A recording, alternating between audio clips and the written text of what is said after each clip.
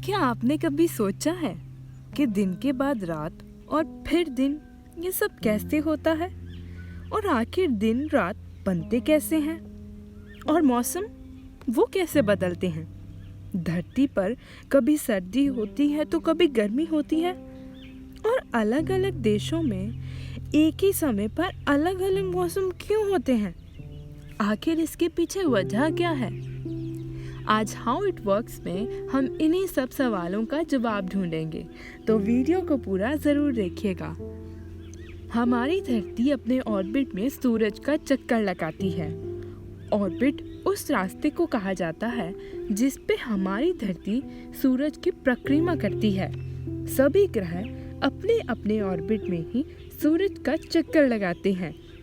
सूरज का चक्कर लगाने के साथ साथ धरती अपने आप में भी एक चक्कर लगाती है, मतलब धरती अपनी एक्सिस पर घूमती है। इसको हम एक लट्टू के उदाहरण से समझ सकते हैं। जैसे कि एक लट्टू जब घूमता है तो अपने एक्सिस पर घूमता है, ठीक उसी तरीके से धरती अपनी एक्सिस पर घूमती है। धरती अपनी एक्सिस पर एक चक्कर को पूरा करने में 24 घंटे का वक्त लेती है। इस प्रक्रिया को रोटेशन कहा जाता है। रोटेशन की वजह से ही दिन और रात बनते हैं। धरती का जो हिस्सा सूरज के सामने होता है उस हिस्से पे दिन होता है, और जो हिस्सा सूरज के सामने नहीं होता वहाँ रात होती है। तो देखा दोस्तों, इस तरीके से बनते हैं दिन और रात। और अब हम जानेंगे कि धरती पे मौसम कैसे बनते हैं और धरती के अलग अलग देशों में एक ही समय पर अलग अलग मौसम क्यों होते हैं। धरती अपने ऑर्बिट में सूरज का एक चक्कर लगाने में 365 दिनों का वक्त लेती है। यानी धरती एक साल में सूरज का एक चक्कर लगाती है, जिसे कहते हैं रेवोल्यूशन। रेवोल्यूशन की वजह से ही धरती पर मौसम बदलते हैं। इसको समझने के लिए हमें पहले धरती को समझना होगा। मान लीजिए ये हमारी धरती है, और ये लाइन जो हमारी धरती को 2 बराबर हिस्सों में बांटती है, इस लाइन को इक्वेटर कहा जाता है। इक्वेटर के ऊपर वाले हिस्से को नॉर्दर्न हेमिस्फीयर और नीचे वाले भाग को साउदर्न हेमिस्फीयर कहा जाता है। हमारी धरती अपनी एक्सिस पर सीधे नहीं बल्कि 23.5 डिग्री के कोण में तिरछी होकर सूरज का चक्कर लगाती है। उसके बाद धरती का ऑर्बिट देखने में गोल लगता है, पर असल में ये ओवल शेप यानी अंडाकार का होता है।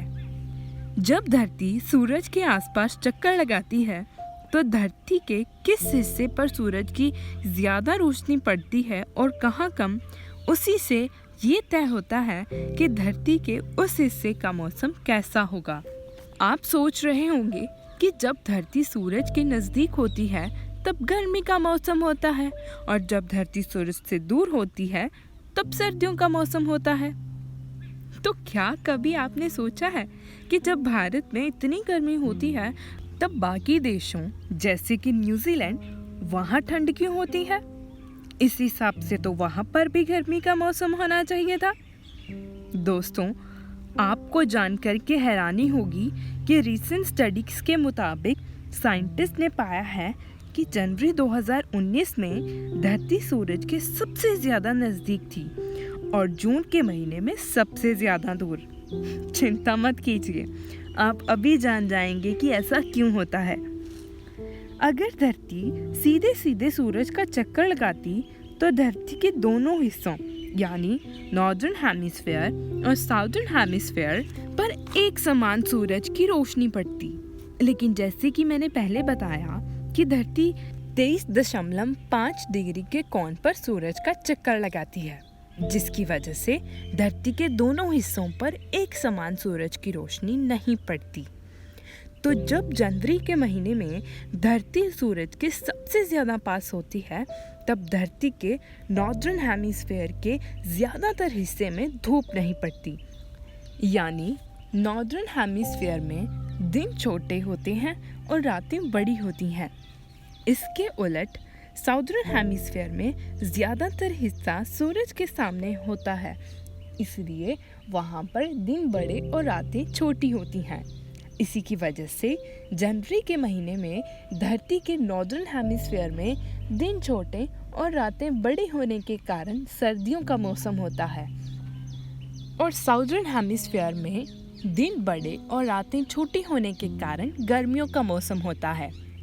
और क्योंकि भारत धरती के नॉर्दर्न हेमिस्फीयर में है, इसी की वजह से भारत में जनवरी के महीने में ठंड पड़ती है, और जैसे ही 6 महीने बाद धरती आगे बढ़ती है तो जून के महीने में धरती के नॉर्दर्न हेमिस्फीयर के ज़्यादातर हिस्से में सूरज की रोशनी ज़्यादा पड़ने के कारण दिन बड़े और रातें छोटी होती हैं, और साउदर्न हेमिस्फीयर वाले हिस्से में सूरज की रोशनी कम पड़ती है और वहाँ दिन छोटे और रातें बड़ी होती हैं।